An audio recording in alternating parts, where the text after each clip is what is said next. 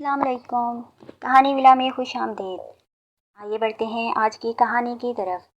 کروڑ پتی مجرم کو پھانسی کی سزا سنا دی گئی اور اس سزا پر عمل درآمد کے لیے اسے شہر سے دور دراز ایک گمنام جزیرے کی جیل میں قید کر دیا گیا تاکہ وہ اپنی دولت یا اثر و رسوخ کو استعمال کرتے ہوئے فیصلے پر اثر انداز نہ ہو سکے۔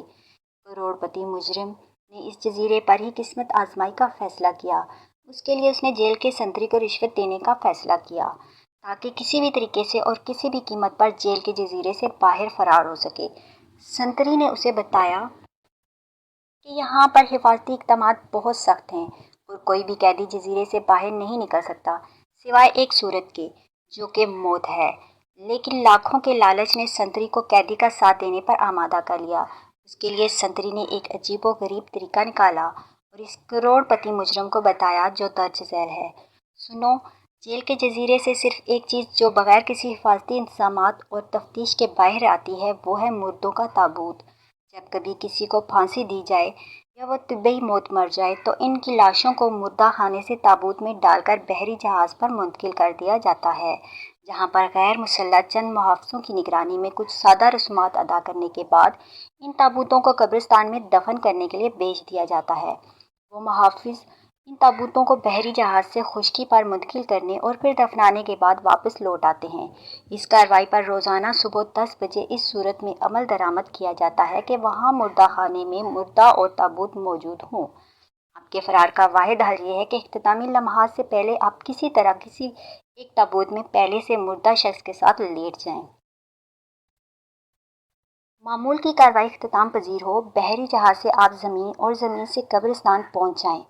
وہاں جا کر تابوت کو دفن کر دیا جائے اور جیسے ہی عملہ وہاں سے واپسی کے لیے نکلے تو میں ہنگامی رخصت لے کر آدھے گھنٹے کے اندر وہاں پہنچ کر آپ کو قبر اور تابوت سے باہر نکال لوں۔ پھر آپ مجھے وہ رقم دے دیں جس پر ہم نے اتفاق کیا ہے اور میں چھٹی کا وقت ختم ہوتے ہی واپس جیل چلا جاؤں گا اور آپ غائب ہو جائیں گے۔ یوں آپ کی گمشدگی ایک مہمہ بنی رہے گی اور اس مہمے سے ہم دونوں کو کوئی فرق نہیں پڑتا۔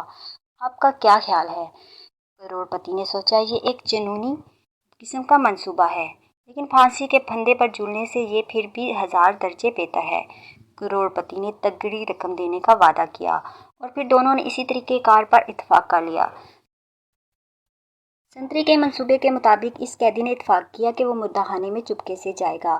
اگر وہ خوش قسمت رہا اور وہاں کسی کی موت واقع ہوگی تو وہ اپنے سے بائیں طرف والے پہلے نمبر والے تابوت میں خود کو بند کر لے گا، جس کے اندر پہلے سے ہی ایک لاش موجود ہوگی۔ اگر دن حسب منصوبہ سنتری کے بتائے ہوئے رستے پر چلتے ہوئے وہ کروڑ پتی شخص مردہ خانے کے اندر گھسنے میں کامیاب ہو گیا۔ وہاں مردہ خانے کے فرش پر 2 تابوت رکھے ہوئے تھے۔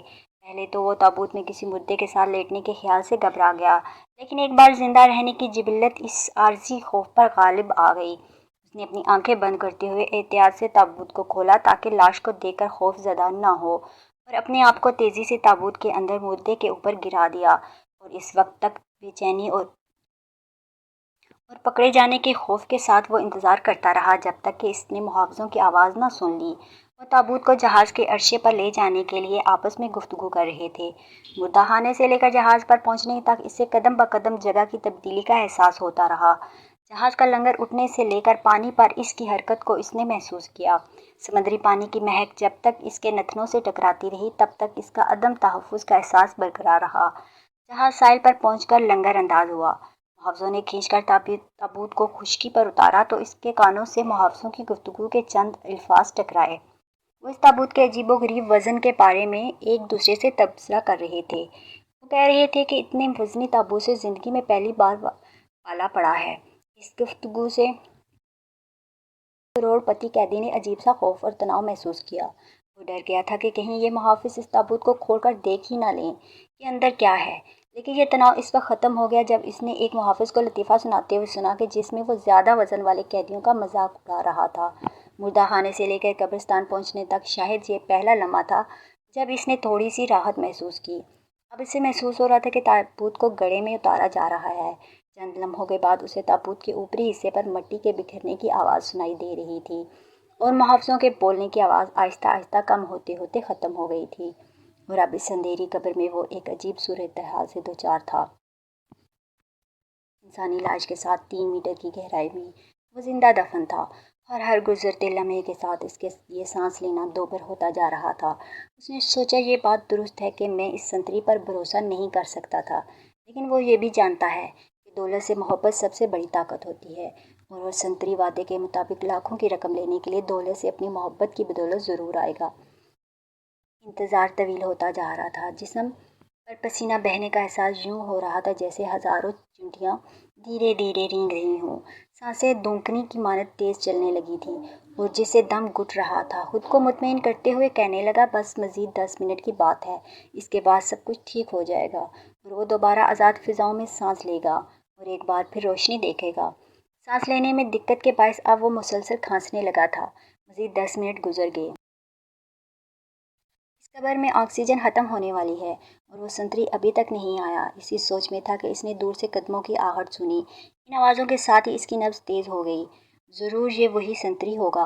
आखिर वो आ ही गया। आवाज़ करीब पहुंचकर फिर दूर होती चली गई। इसने महसूस किया कि इसे हिस्टेरिया का दौरा पड़ रहा है। इसे ऐसे महसूस होने लगा जैसे लाश हरकत कर रही हो। साथ ही इसने तस्वुर में देखा कि इसके नीचे दिया हुआ मुर्दा आदमी इसकी हालत पर तंज़िया अंदाज में मुस्कुरा रहा है। अचानक से याद आया कि इसकी जेब में माचिस की डिबिया है और तीली सुलगाकर वो अपनी कलाई पर बंधी घड़ी में वक्त देख सकता है। संतरी के वादे के मुताबिक कितना वक्त गुजर गया था और कितना बाकी है। इसे उम्मीद थी कि संतरी के बताए हुए वक्त पर वो अभी चंद मिनट बाकी होंगे। जब इसने तीली सुलगाई तो ऑक्सीजन की कमी की बाइस मध्यम सी रोशनी निकली। शोले को घड़ी के करीब लाकर इसने देखा तो पता चला कि 45 मिनट से ज़्यादा का वक्त गुजर चुका है। घड़ी में वक्त देखकर अब वो हकीकी मानों में खौफजदा हो चुका था।